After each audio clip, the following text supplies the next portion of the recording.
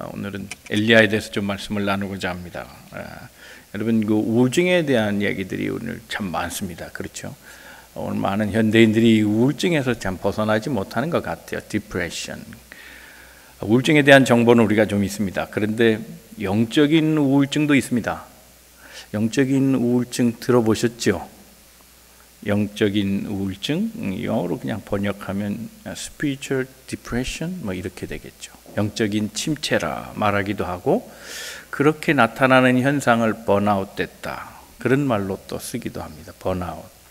영적으로 바닥이 난 겁니다. 그냥 말 그대로 영적인 침체는 무기력해진 거예요. 힘이 빠진 거죠. 그래서 의욕도 빠져요. 건강도 약해지고, 그래서 하고 싶지 않고 혼자 있고 싶고, 때로는 떠나가고 싶고, 심지어는 죽고 싶고, 그게 영적인 디프레션이에요.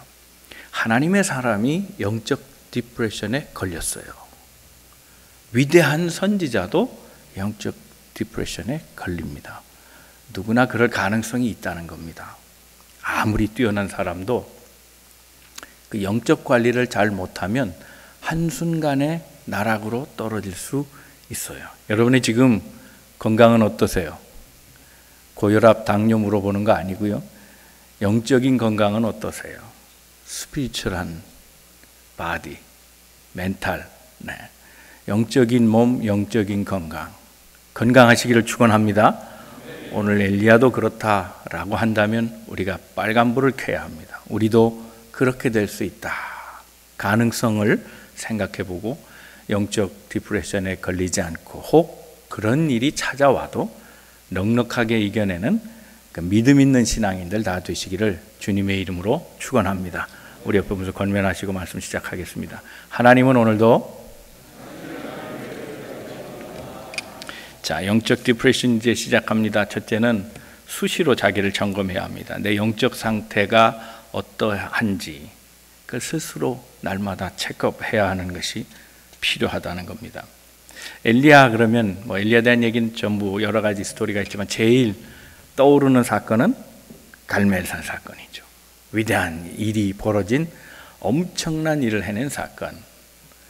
그 사건이 발생한 것이 갈멜산이고, 갈멜산 하면 떠오르는 게 엘리야입니다. 당시의 북이스라엘은 참 영적으로 암울했습니다. 지도자가 타락했죠. 그래서 지도자 한 사람 때문에 온 국민이 다 망가졌습니다. 이세벨과 결혼한 다음부터 우상 숭배가 극심해졌고, 바알신을 섬기는 것이 그들만의 종교가 아니라 백성 전체에게 권유하고 모두가 다 바알을 섬기라고 하는 나라의 총체적인 위기가 찾아오게 됩니다. 하나님의 사람 두고 볼 수 없어서 그래서 대결을 신청합니다. 하나님이 참신인지 너희 신 바알이 참신인지 갈멜산로 너희 선지자들을 다 모아봐라.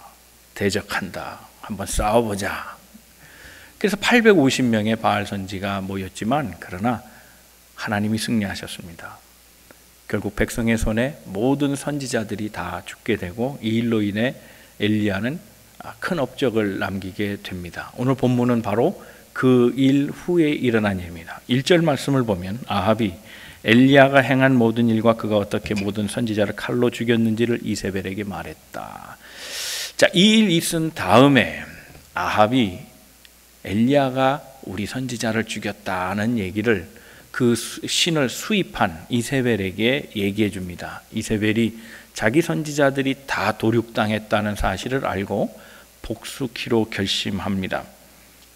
그래서 2절 말씀에 보면 이런 장담을 합니다. 내일 이맘때, 오랜 시간도 아닙니다. 24시간, 딱 하루 시간에 내가 우리 선지자가 죽은 것처럼 엘리야도 죽이겠다. 저들이 죽은 것처럼 내가 반드시 엘리야도 죽여서 보복하겠다. 만약에 일을 하지 않으면 내 신이 나를 벌하는데 벌 위에 벌을 더해서 나를 더 크게 칠 거다 장담하죠. 우리식으로 얘기하면 내가 반드시 그를 죽인다. 못 죽이면 내 손에 장을 지지겠다. 그런 말입니다. 이 말이 엘리야의 귀에 들어갑니다. 3절에 보면 이 얘기를 듣고 엘리야가 도망했다 그랬어요. 유다, 북이스라엘 사건입니다. 유다로 가면 안전하겠다 생각해서 남쪽으로 내려갑니다. 거기에서 혼자 지내는데 심지어는 자기 사환을 그곳에 머물게 하고 자신은 더 멀리 광야로 들어가고 맙니다. 영적인 디프레션에 걸리는 사람들, 그것을 어떻게 알 수 있는가? 첫째는 다 이런 겁니다. 현실에서 도피하고 싶은 생각이 생기기 시작한다는 겁니다. 모든 게 귀찮아지기 시작해요. 안 하고 싶어요. 여러분, 이 상태를 조심하세요. 그건 시작이에요. 잠깐 있는 일이라면 괜찮아요. 그런데 하나님의 일도 하고 싶지 않아요. 기도도 하고 싶지 않아요. 예배도 참여하고 싶지도 않아요. 설교도 듣고 싶지 않아요. 어떤 일도 싫어요. 이걸 경계해야 합니다. 이게 시작입니다. 더더군다나 그는 브엘셰바로 가서 혼자 있기를 원했는데 거기서도 그 고독을 채워줄 수가 없어요. 그래서 사환마저도 두고 더 멀리 사막으로 내려갑니다. 영적 침체가 일어나는 두 번째 현상 가운데 하나가 사람을 기피한다는 거예요. 일이 싫었습니다. 그런데 일로 끝나지 않아요. 그래서 일이 싫어지는 것을 조심해야 돼요. 그것은 연쇄 작용을 일으켜요. 일이 싫어진 것은 궁극적으로 사람이 싫어진 거예요. 사람 때문에 일하고 싶지 않은 거예요. 가까운 자기의 사환이에요. 피부치처럼 따라다니는 거죠. 수족이 돼서 도와주는 사람이에요. 가장 가까운 사람이 싫어질 때 그때를 조심하세요. 나와 함께 일하던 사람이 어느 날 갑자기 원수가 되어 있는 거예요. 말도 걸기 싫어요. 그것이 부부일 수도 있어요. 형제일 수도 있고 교회 간의 교우일 수도 있어요. 같은 동산일 수도 있어요. 갑자기 어느 순간 친구처럼 지내다가 적으로 바뀌는 순간, 이걸 조심해야 돼요. 일의 문제가 사람의 문제로 확대되고 더 나아가서 그곳에서 생명을 끊고 싶은 충동까지 일어나요. 이게 혼자 있을 때 조심해야 될 일이에요. 혼자 있는 사람의 특징이 있어요. 자, 오늘 본문의 말씀을 보면 3절에 보면 그가 브엘셰바에서 사환을 그곳에 머무르게 하고 4절로 가면 광야로 들어갔다 그랬어요. 그 로뎀나무 아래 있었다 그랬는데 광야를 한번 생각해 보세요. 광야, 수분이 없는 것이에요. 물기가 없어요. 촉촉하지 않다는 거죠. 건조하다는 거예요. 여기에 숨은 의미가 있어요. 우리 영화를 보면 복선이라고 하는 게 있죠. 복선. 비가 온다. 그럼 뭔 사건이 터져요. 뭐 강도가 있든지 아니면 헤어지는 일이 있든지 비가 오면 분위기를 알려주는 거거든요. 광야. 약간 햇빛이 쨍쨍 쬐고요. 사람의 피를 말리는 곳이에요. 먹을 것 없죠. 사람 없죠. 습기가 없어서 그래서 사람이 말라가요. 이게 영적으로 암시하는 게 있어요. 복선이라고요. 거기에서 모든 희망이 다 말라 비틀어지고 내일에 대한 어떤 소망이나 기대조차 하지 않아요. 오늘이 끝인 것처럼 보이지고 나는 여기서 고사당할 것 같은 느낌이 드네요. 거기 로뎀나무 아래서 엘리야는 죽고 싶었다는 거예요. 나 혼자다. 인생은 더 이상 의미가 있는가? 내게 내일이 있는가? 주변에 일이 떨어졌어요. 할 일이 없어요.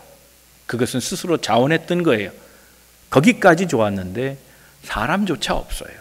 이제는 고독 중에 절대 고독을 느끼고 아무것도 할 수 없는 상황에서 죽고 싶은 마음이 생기는 거. 이게 영적인 디프레션이에요. 여러분은 어느 단계에 혹시 계세요? 지금 죽고 싶은 분은 계시지 않을지 몰라도 사람이 싫어지는 거, 더 나아가서 일이 싫어지는 시작에 있다 할지라도 그때 빨간불을 빨리 켜야 돼요. 바로 그때가 치유받아야 되는 순간입니다. 그 시기를 놓치면 안 돼요. 크게 병이 재발하기 전에 바로 그때 잡아야 돼요. 사랑하는 성도 여러분, 우리 안에 그런 사람을 향한 뜨거운 마음과 일에 대한 열정이 식어가지 않기를 바랍니다.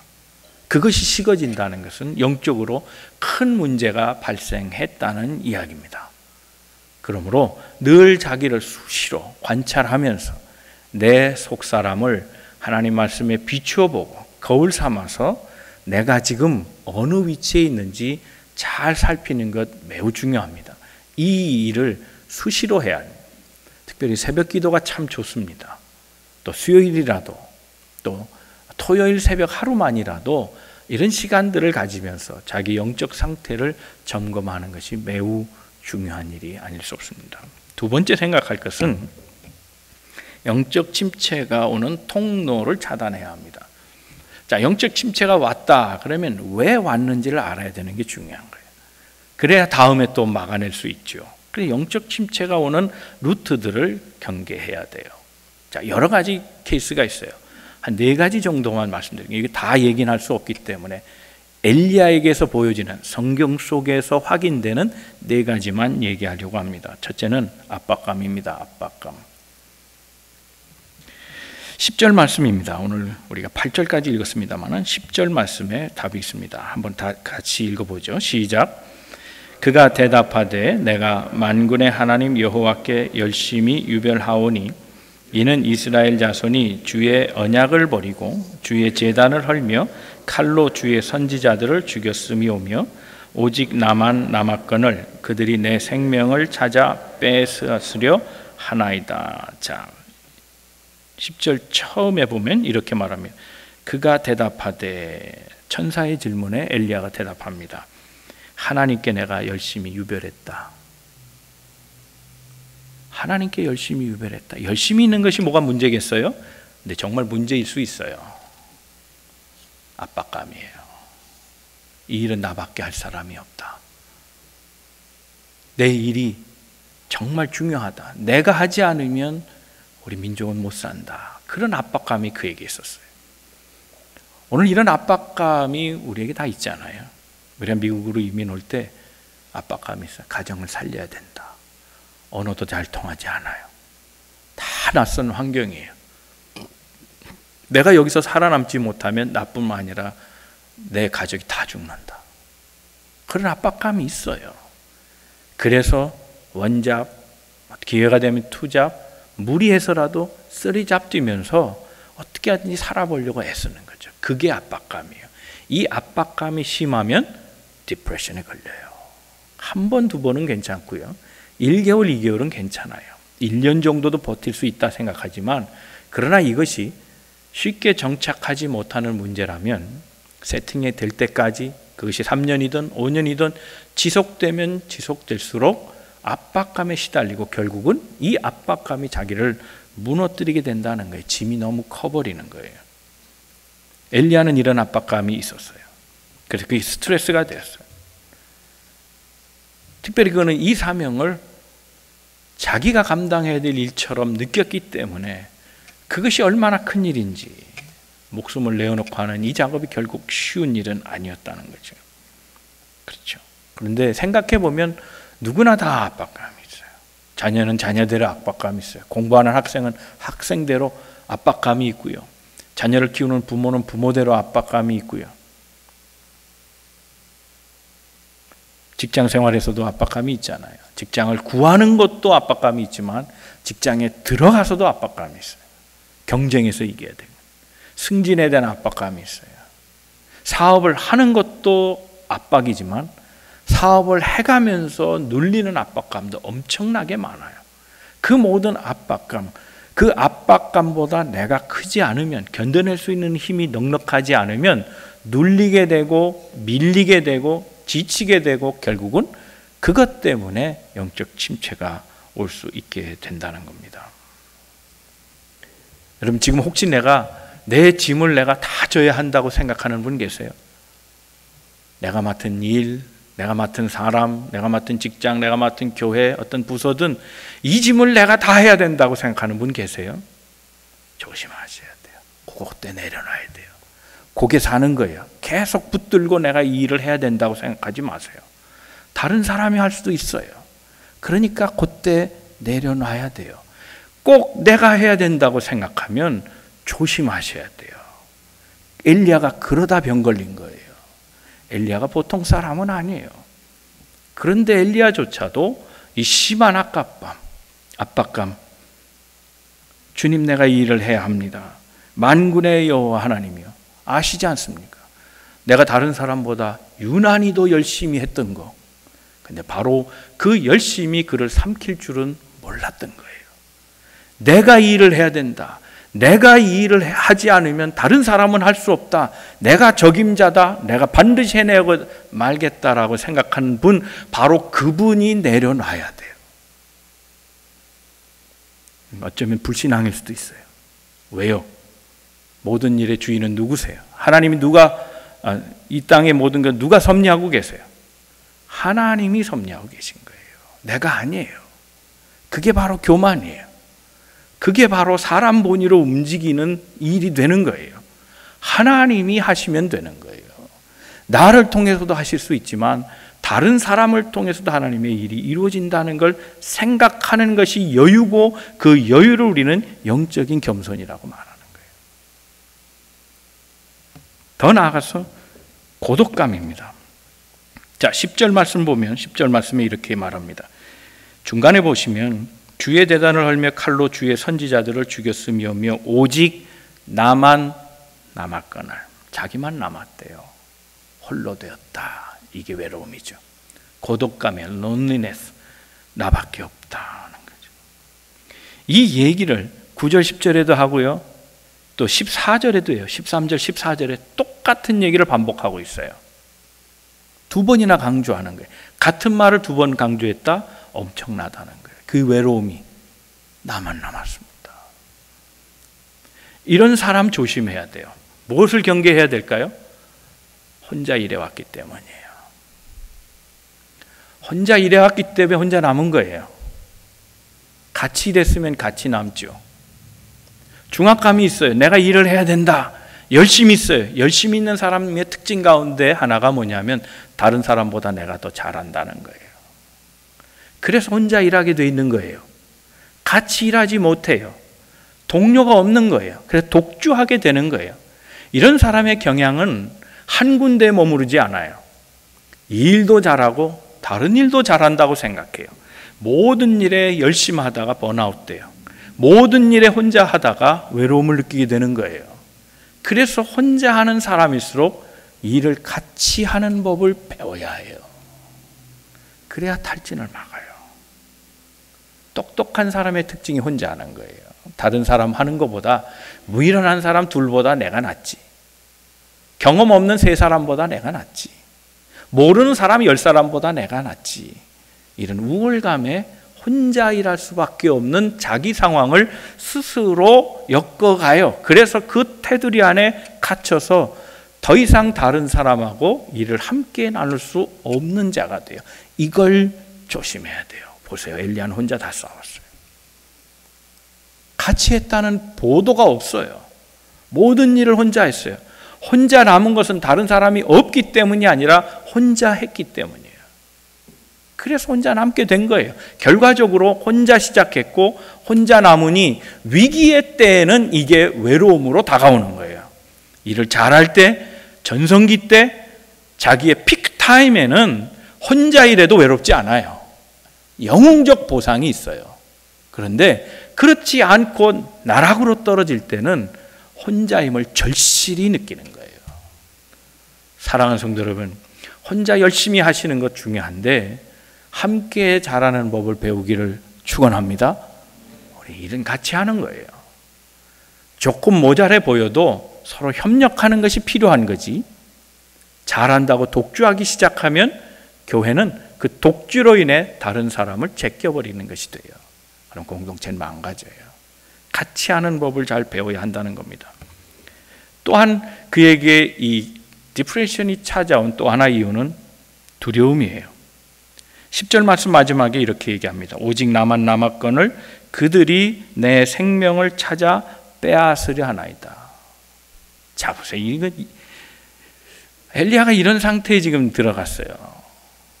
죽음을 두려워하고 있어요. 이거 갈멜산의 모습이 아니잖아요. 갈멜산 할 때는 어땠습니까? 다 나와요. 다 나와. 그렇죠. 자세가 850명? 야, 8,500명도 와.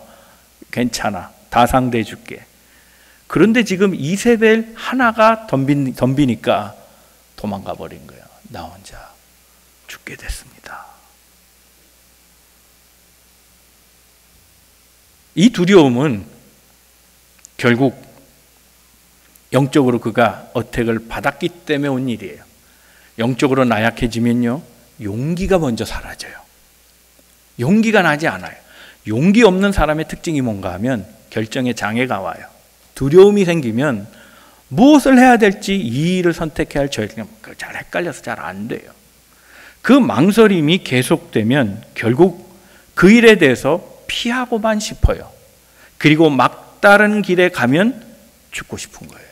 아, 죽게 됐다, 끝이구나. 그런 결과가 오게 된다는 거예요.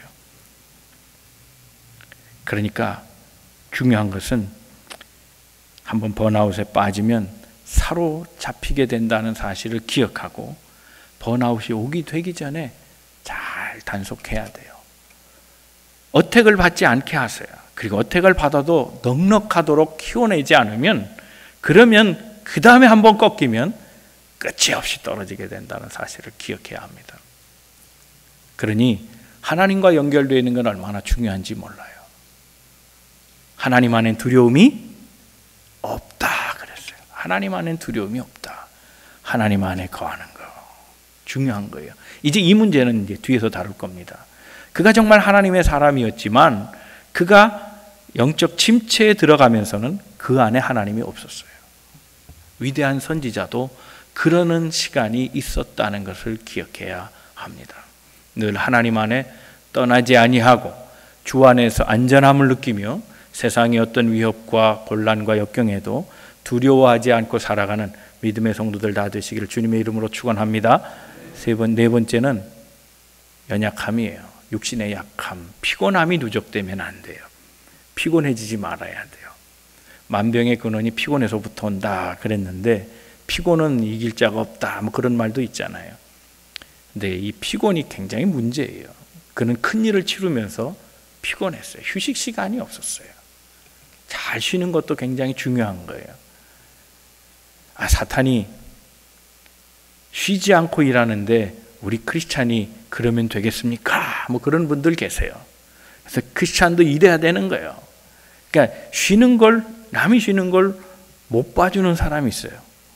그죠? 우리 교회는 말고, 우리 교회는 누가 쉬면 못 빠져. 저 왜 쉬고 있어? 놀아? 일이 없어? 뭐 이런 사람들이 있어요. 쉬는 거 용납해 줘야 돼요. 진짜 일할 때 힘발이 하면 되는 거지. 마귀가 항상 일하는데 그럼 우리가 마귀 쫓아가야 하는 거 아니에요? 쉬지 않고 일하는 거 마귀 쫓아가는 거 아니에요? 그죠? 하나님도 일주일에 한 번은? 네. 사탄은 안 쉬어요. 주 7일이래요. 그렇죠?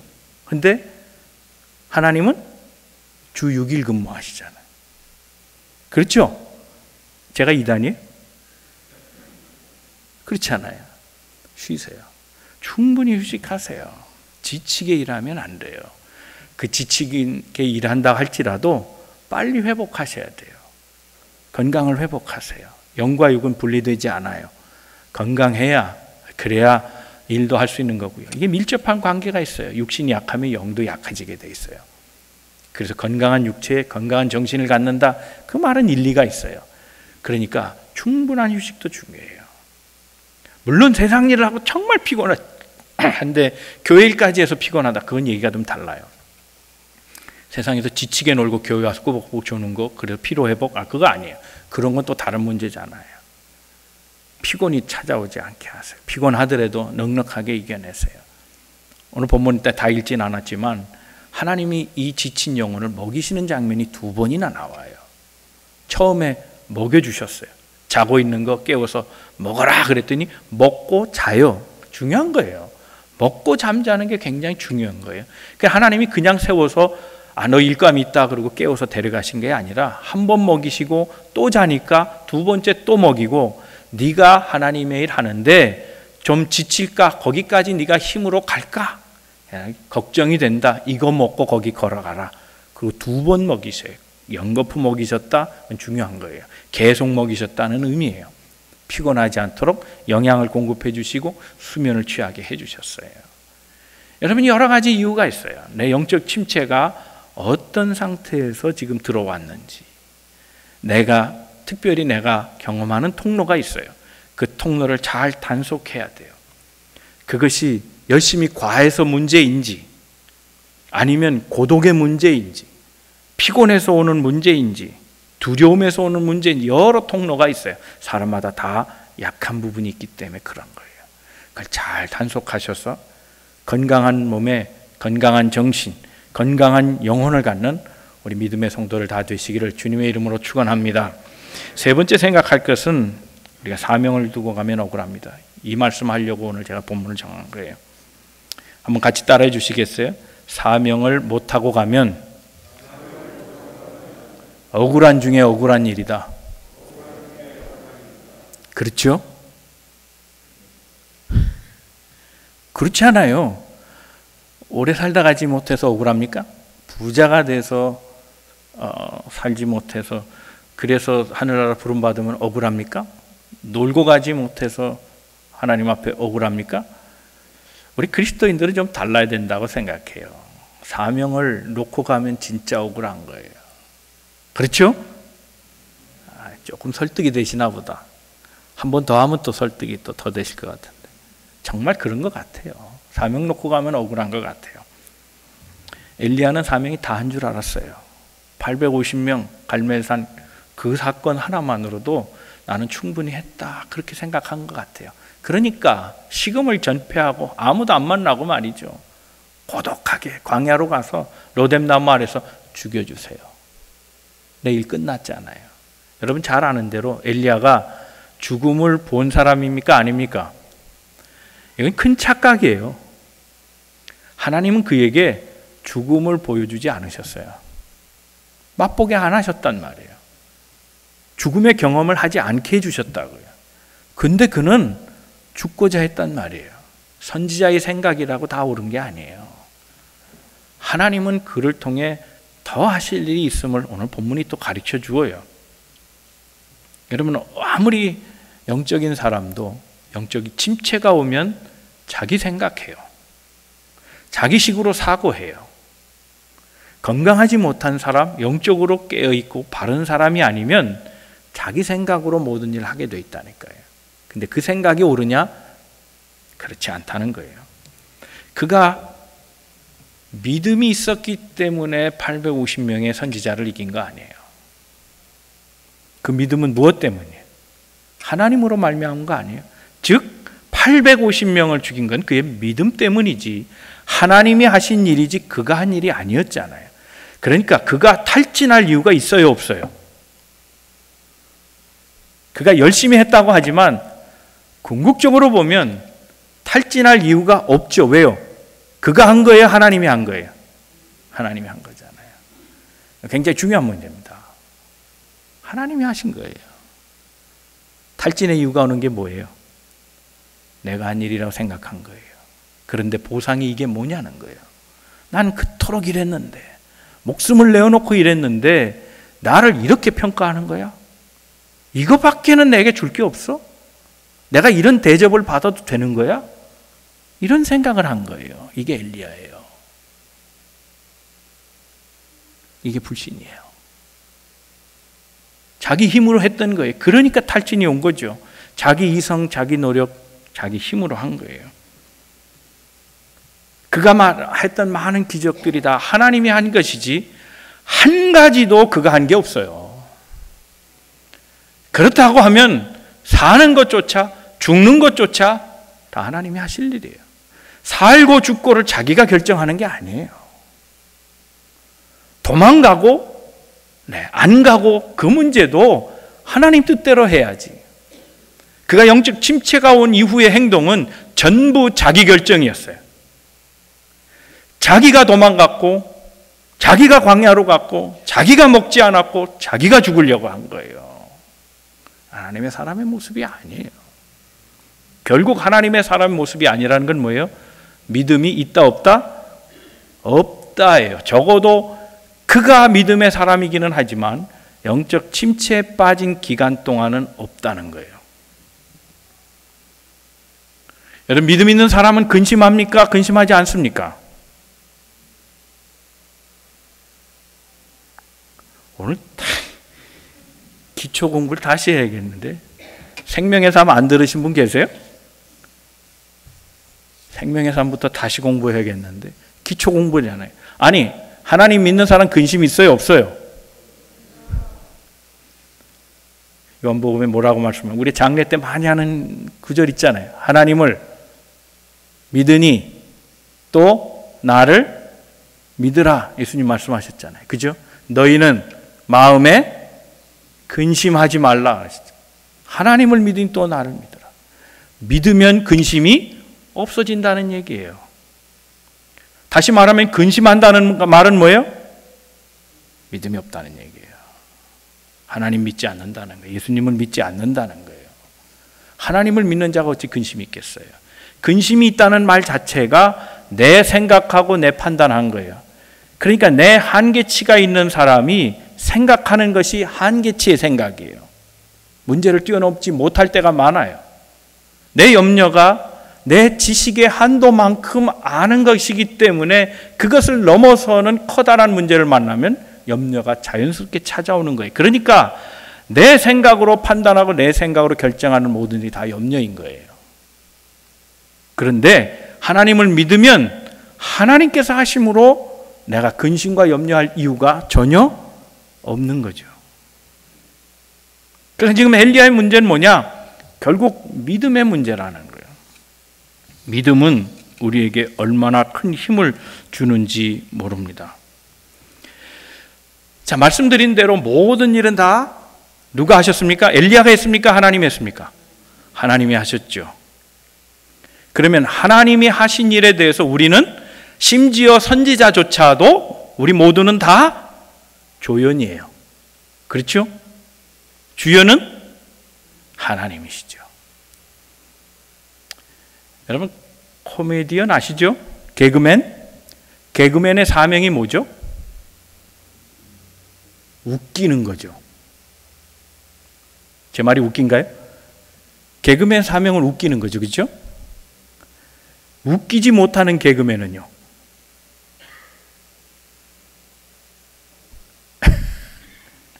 그런 개그맨 보셨어요? 웃기지 못하는 개그맨? 이런 생각을 해봐요. 개그맨은 웃겨야 돼요. 근데 웃기지 못하면 웃기라도 해야 돼요. 이해가 되세요? 여러분, 개그맨들이 짜는 프로가 있어요. 이 사람들 그 아이디어 굉장히 노력하는 것 같아요. 그게 사람 웃긴다는 게 보통 힘든 일이 아니에요. 그죠? 여러분, 사람 웃기기가 얼마나 어려운지 아세요? 설교도요, 감동 있는 설교하는 게 쉬운 거 아니거든요. 아무리 설교자가 설교를 준비해도 그것에 대해서 안 말려드는 사람이 있어요. 다른 사람 다 은혜 받아도 그때부터 정신 차리는 사람이 있어요. 팔짱 딱 끼고 내가 네 페이스에 말려드나 봐라 그러고 딱 다른 사람 웃어도 난 절대 안 웃을 거야. 그런 사람이 있다니까. 정말 어려워요. 내가 왜 네 페이스에 말려들어? 내가 왜 감동을 받아야 돼? 듣기 싫은 소리 하는데. 절대로 안 바뀌는 사람이 있어요. 굉장히 어려워요. 웃긴다는 거요? 쉬운 것 같지만 안 웃기로 작정한 사람한테는 웃길 방법이 없어요. 정말 잘하는 사람이 누구냐? 웃어주는 사람이에요. 웃어주는 사람. 그러니까 웃기지 못하면 웃기라도 해줘야 돼요. 개그맨들이 열심히 프로를 짜는데 거기에 유명한 탑 개그맨이 웃겨요. 그러면 웃겨야 되는 개그맨 보조하는 사람들이요 다 웃어줘요. 그때 프로가 사는 거예요. 그걸 잘해줘야 되는 거예요. 엘리야가 하는 역할은 웃어주는 거예요. 사실은 그가 웃겨야 될 책임은 없어요. 주연이 아니기 때문이에요. 하나님이 주연이에요. 그러면 하나님에 대해서 그는 동의하고 하나님의 뜻에 순종하고 하나님의 뜻에 충성하고 갈 뿐이지, 그가 중압감을 가지고 염려하며 근심하며 모든 책임을 져야 하고 홀로 그 짐을 감당해야 될 이유가 없다는 거예요. 이게 불신앙이에요. 이것 때문에 영적인 침체가 찾아온 거예요. 위대한 일을 했지만 그것이 자기가 한 일, 주연으로 생각한 거예요. 그렇지 않았다면 그가 이런 영적 침체에 빠질 이유가 없어요. 자기 생각으로 다 도망가고, 자기 생각으로 멀리하며 사람을 금하고, 자기 생각으로 식음을 전폐하고, 자기 생각으로 죽고 싶은 충동에 매달려 있는 이에게 하나님이 다가오셔서 말씀해요. 너 같이 생각하는 사람이 너 혼자인 줄 아냐? 네가 이 모든 일 혼자 한 줄 아냐? 너 같은 자 7,000명을 남겨두었다 그래요. 착각하지 마라 그래요. 너 같은 보조 연기자들이 7,000명이나 더 있다. 네가 주연처럼 혼자 남았다고 그렇게 일하는 거 아니라고 얘기해 주시고, 그가 하나님의 사명으로 다시 깨어져요. 그를 끌고 가서 하나님께서 당부하신 것이 있어요. 첫째, 왕을 세워라. 두 번째, 너희 제자를 만들어라. 그때 뽑힌 제자가 엘리사예요. 이 일이 더 남아 있었다는 거예요. 이 사명을 두고 자기 스스로 죽고 싶다고 말하는 거예요. 얼마나 어리석은 일인가 하는 거예요. 오늘 우리의 삶에 때때로 피곤이 찾아오고 영적인 어떤 나태가 올 때가 있어요. 다 하고 싶지 않고, 사람도 만나고 싶지 않고, 무기력함에 피곤하고 지치고, 사람들은 나를 알아주는 것 같지 않고, 그래서 사람 다 필요 없고 난 이제 끝낼 거야, 멀리 떠날 거야, 그런 생각을 할 때가 있지만, 하나님 그런 자를 끝까지 찾아오셔서 두드려서라도 깨우시고 먹이시고 재우시고 또 깨우셔서 사명을 또 주세요. 할 일이 더 있다. 할 일이 더 있다. 호기가 이 밤에 그런 영적 침체에 빠져서 무기력해지고 계시다면 하나님의 깨우시는 음성을 들을 수 있기를 주님의 이름으로 축원합니다. 하나님 사명을 다 주실 거예요. 회복하세요. 힘을 내세요.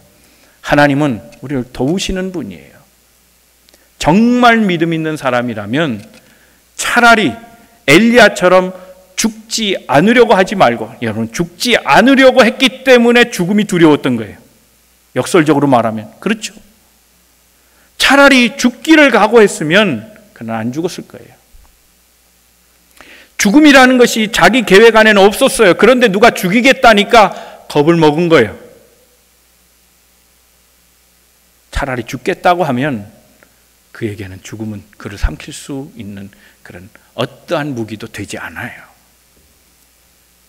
믿음이 있다면 우리가 죽음도 두렵지 않잖아요. 그렇죠? 그런 거예요.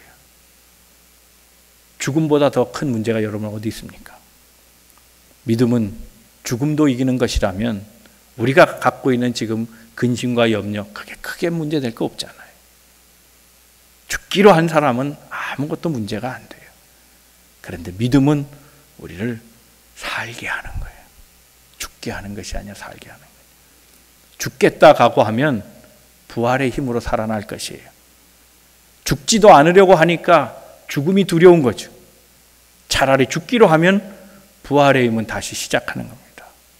그러므로 용기 내시고 영적 침체에서 벗어나시고 믿음으로 극복하시고 하나님이 우리를 권면하시고 깨우시는 그 사명 다시 마음에 새기고 하나님 말씀 안에 순종하고 충성하고 살아가는 믿음의 성도들 다 되시기를 주님의 이름으로 축원합니다.